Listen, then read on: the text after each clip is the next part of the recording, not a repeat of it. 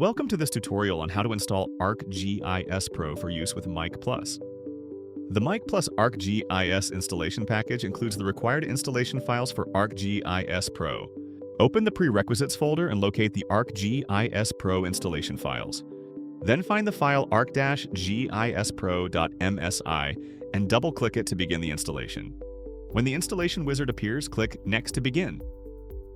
Review the license agreement, accept the terms, and click Next to continue.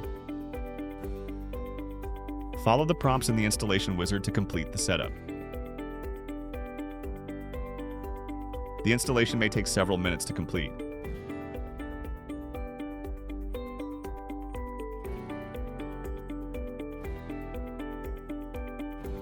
Once the installation is complete, click Finish to exit the installer.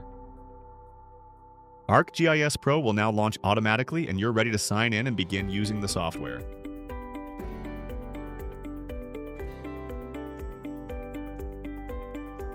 That's it. Visit our customer care portal for additional resources and support.